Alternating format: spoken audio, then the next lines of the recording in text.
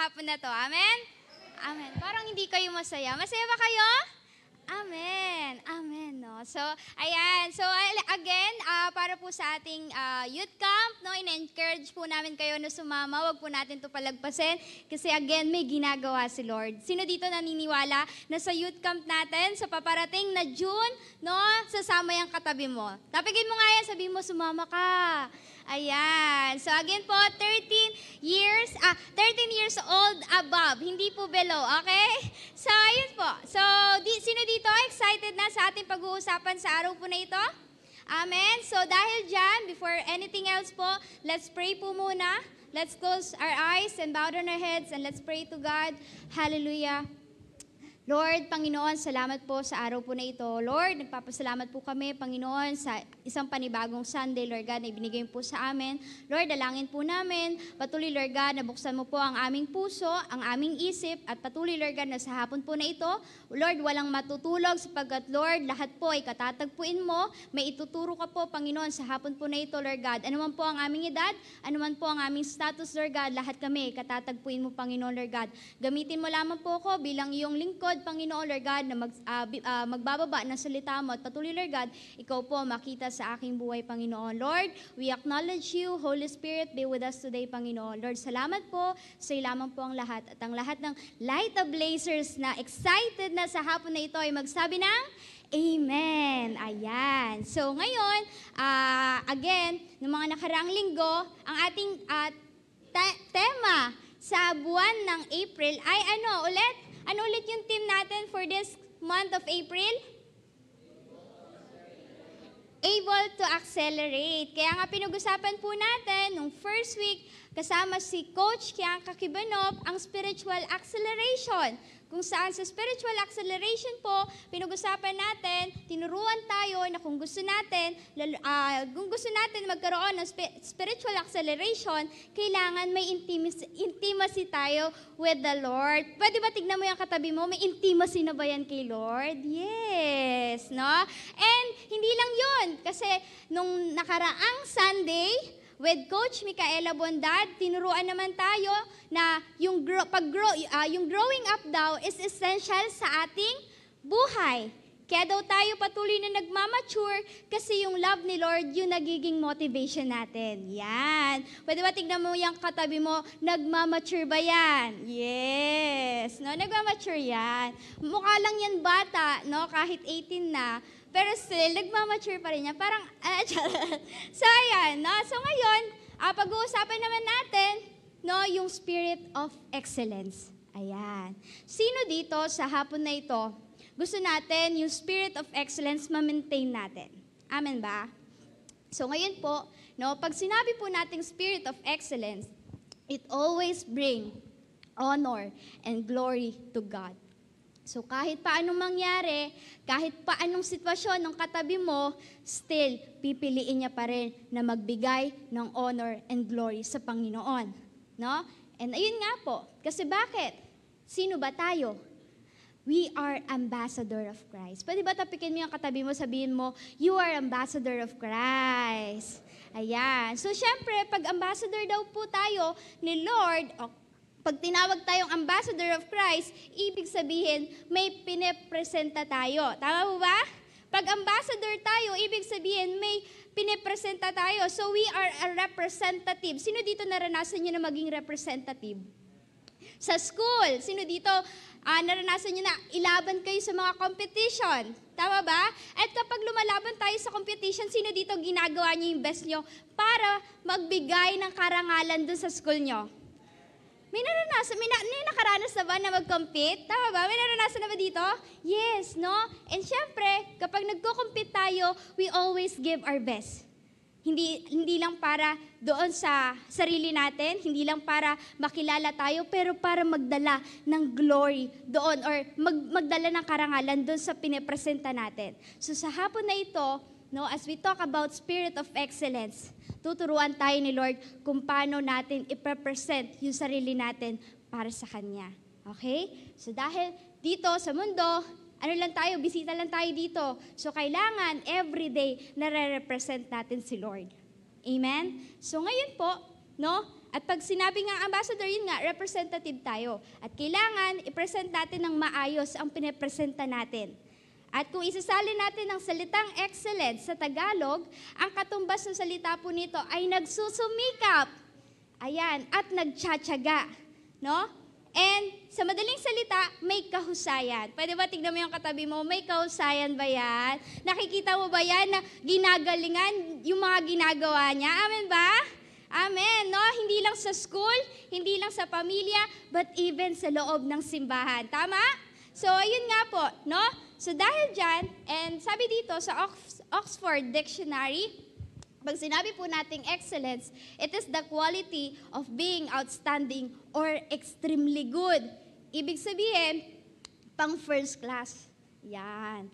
No, hindi lang yung mga mukhang mayaman ang pang first class, but even yung mga taong mahusay, yung mga taong everyday ginagalingan para i-represent si Lord, ibig sabihin, pang first class tayo. No, mahusay tayo, excellence tayo, no, excellent tayo. And ayun nga po, no, sa hapon po na ito, no, again, tanungin po natin yung sarili natin, no, kung nagsusumikap ba tayo. And I do believe lahat tayo may spirit of excellence. Tama po ba? Amen, no?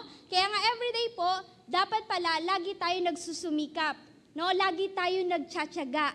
Lagi tayong, sa lahat ng ginagawa natin, dapat may kahusayan. Kasi bakit? Gusto natin mag-bring ng honor and glory kay Lord. Tama po ba? Yun po ba yung goal natin? To bring honor and glory to God? Amen, no? So alam ko po, no, na very happy na talaga ngayon at talagang pwede naman matulog na lang. Pero pwede ba, no, maging proud tayo sa sarili natin kasi still, pinili natin na pumunta sa tahanan ni Lord at makinig ng salita niya. At sa araw na ito, walang lalagpasan si Lord. Kaya i-prepare natin yung heart natin, no, sa sasabihin niya sa araw na ito. And sino nga dito, may nakatingin man o wala, ginagawa yung best. Nakatingin man si teacher, nakatingin man si mama at papa, ginagawa pa rin natin yung best natin.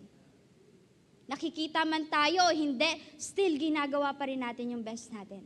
At kapag nangyari yun, kapag ganun tayo, ibig sabihin may spirit of excellence tayo. Hindi lang pala dapat kapag may nakakakita tayo, mahusay. Pero dapat, kahit makita man tayo o hindi, mahusay pa rin tayo. Kasi bakit? Representative tayo ni Lord. We are ambassador of Christ. At si Lord, lagi tayo nakikita. So kahit pa makita ka ng ibang tao, hindi, gagalingan mo pa rin. Sa school, sa pagsuserve, every Sunday, di ba? Tama ba? Pag every Sunday, minsan nalilate tayo.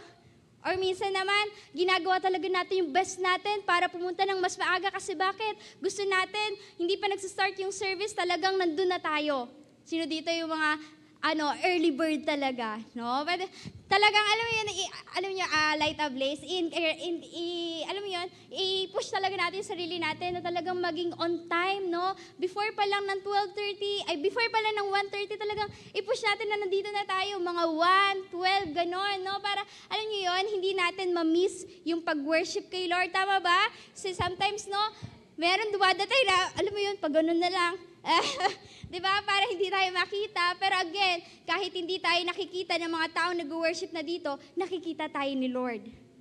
So lagi at lagi natin, tawag dito, itatatak sa isip natin na in everything we do, we must bring honor and glory to God. So sa hapon po na ito, may papakilala ko sa inyo. And ito pong tao na ito, kahit pa sabihin natin na meron siyang parte sa katawan niya na wala, still ginagawa niya yung best niya. And ipakilala ko po sa inyo ang ating kaibigan na si Nick Boyjek. Ayan. Sino nakakilala sa kanya? May nakakilala ba sa kanya? Nakita niyo na ba siya? Amen. No? So, pwedeng nakita na natin siya sa Reels or sa poster or sa YouTube. Tama ba?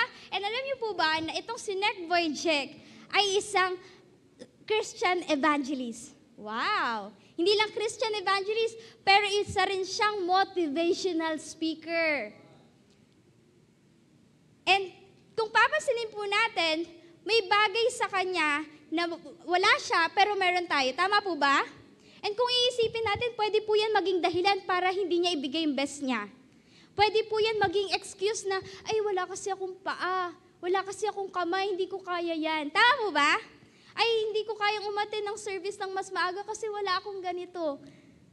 Tama po ba? Pwede yun eh. Pwede naman po na hindi na lang siya maging motivational speaker. Kasi bakit? Yung mga parang kung iisipin po natin, pwedeng maging discouragement yung physical appearance niya po para sa kanya eh. Tama po ba? Parang kung tutusin, siya po yung nangangailangan ng encouragement. Pero alam niyo po ba, na itong tao na to, kahit pa, alam niyo po yon, yung spirit of excellence evident sa buhay niya. Kasi bakit? Ito pong tao na to, meron po siyang tetraamelia syndrome. At ito pong syndrome po na ito po yung absence ng 4 limbs, which is yung legs and arms. Pero kahit po ganon, alam niyo po ba na ang taong ito ay hindi lang motivational speaker, hindi lang po siya basta-basta Christian evangelist, pero isa rin po siyang entrepreneur. Isa rin po siyang investor. Isa rin po siyang producer. At isa rin po siyang actor. At hindi lang po yon dahil isa rin po siyang haligi ng tahanan. Ayan po, meron po siyang pamilya. And just imagine, no? Grabe kung tutusin po natin, parang kung titingnan natin, parang imposible magkaroon siya ng pamilya. Tama po ba? Imposible magkaroon siya ng pamilya kasi bakit? Meron po siyang mga, something like, meron siyang syndrome. Pero still, no, makikita po natin na kahit pa, si Neckboy Jack ay nakikitain ng spirit of excellence. Si Baby, tama po ba? Kahit pa, alam mo yung bata pa siya, still nandito na siya sa loob ng simbahan. No? And naniniwala po ako, kahit po bata pa po yan, once na nandito sa loob ng simbahan, habang tumatanda po yan, may natatanim na po sa kanya. No? And yun nga po, no? Sa hapon po na ito, hindi lang po si Neckboy Jack ang pag-uusapan natin dahil pag-uusapan din po natin ay isang character sa Bible, which is si Daniel. Yan. So, sa Daniel 6:3. Okay? So, sino nakakilala kay Daniel? Ayan, nakakilala kay Daniel, mga nagbabasa ng Bible, okay? So sabi sa Daniel 6:3, okay? So sabi po doon, Then this Daniel became distinguished above all the other high official and satraps because an excellent spirit was in him. And the king planned to set him over the whole kingdom. And to give you a background po, no, about po kay Daniel, yung book po na Daniel ay isinulat ni Daniel. No? At sa part po na ito, sa binasa po natin, patungkol po ito kung paano naging mahusay si Daniel. Kaya isa po siya sa mga officials, hindi lang basta official, pero top 3 rulers in the land na pinagaharian ni King Darius. At dahil doon, yung mga kasama niya, tama ba kapag nag-excel tayo, may mga kaaway sa paligid natin na hindi matutuwa. Amen? Kaya lagi kang iinisin, alam mo yan, lagi kang tawag dito, alam mo yan, gagawa sila ng paraan para yung excellence na ginugol mo, hindi mo magawa. Hahadlangan ka nila para hindi ka nila makita na nagtatagumpay. Hindi ka nila nakikitang nagiging mahusay. Pero alam niyo po, si Daniel, kahit pa gumagawa ng paraan, yung mga kasama niyang officials, still nanatili pa rin siya sa Panginoon. At hindi lang yon, but yung spirit of excellence ay patuloy na nakikita sa kanya. At sa hapon po na ito, naniniwala po ako na paglabas po natin ng simbahan na to, hindi na po tayo katulad ng dati. Mas magiging mahusay tayo. Mas magsusumikap tayo na gawin yung best natin. Kasi sa araw na ito, tuturuan tayo ni Lord kung paano i-represent siya bilang ambassador, ambassador tayo ni Lord, tuturuan tayo ni Lord kung paano i-maintain yung excellence na sinasabi at pag-uusapan natin sa araw na ito. At unang point nga po natin, no, how to maintain the spirit of excellence as an ambassador of Christ. Una, you have to establish your heart to be loyal. Pwede ba sabihin natin loyal? To an excellent God. E pag sinabi po nating loyal, tapat. Tama po ba? And sabi nga po sa Daniel 6:10, when Daniel knew that the document had been signed, he went to his house where he had windows in his upper chamber open toward Jerusalem. He got down on his knees 3 times a day and prayed and gave thanks before his God as he had done previously. Sabi ko nga po kanina, itong mga officials po na to gumagawa ng paraan. And alam niyo po, ang naisip nila is gumawa sila ng utos na sa loob ng 30 days, walang ibang sasambahin kundi ang hari lamang. Yung mga tao dapat manalangin, walang iba kundi sa hari lamang. So dapat hindi sila makikita na sumasamba sa Diyos. Dapat sa hari lang. Pero alam niyo po, yung naging response ni Daniel, nung nalaman niya po na napirmahan na, at alam niyo po, nung napirmahan na, hindi na po yan pwedeng baguhin. Kasi yun po yung law ng Medes and Persian during that time. So pag napirmahan na, wala na yon. Final na yon. Hindi na yung pwedeng bawiin. And alam niyo po si Daniel, kahit pa napalabas na yung ganong utos, just imagine, mahigpit po yung utos. So ibig sabihin, pag mahigpit yung utos, dapat sundin. Tama po? Pero alam niyo po si Daniel, nanatiling tapat kay Lord. Kasi sabi nga po doon, he got down on his knees 3 times a day and prayed and gave thanks before his God as he had done previously. Ibig sabihin, kung ano yung ginagawa niya before, yun pa rin yung ginagawa niya. And sabi po dito, when we say establish your heart, you invest time with God in the Word and prayer. And kung tatanungin po tayo sa hapon po na ito, nag-i-invest po ba tayo ng time sa Word ni Lord at sa pananalangin? Hindi ko na po tatanungin kung ano yung mga sagot nyo. Pero sa hapon po na ito, lahat po ng tanong na binabato sa atin, lahat po ng tanong na tinatanong sa atin, itanong po natin sa sarili natin.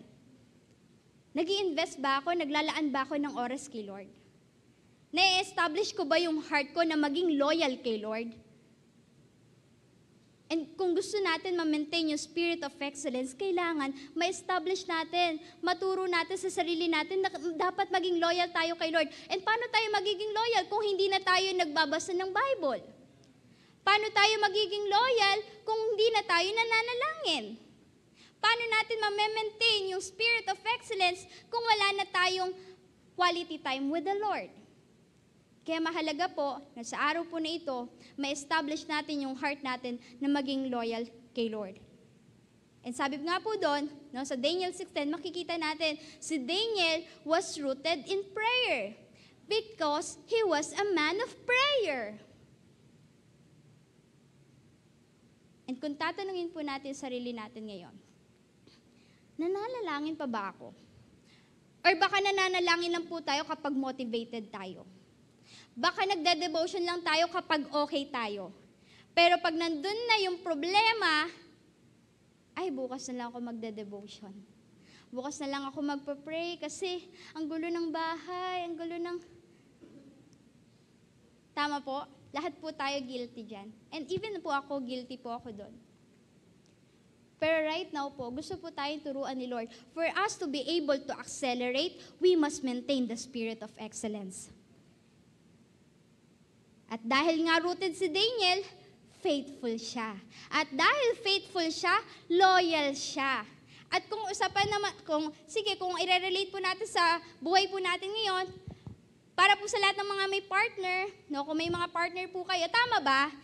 Ang pagiging loyal, kahit mag-away kayo o hindi, still siya pa din yung mahal mo. Tama ba? Hindi yung, dahil na nag-away kayo, naghanap ka na ng iba. Tama ba? Dahil nag-away kayo, kinausap mo na yung iba. Dahil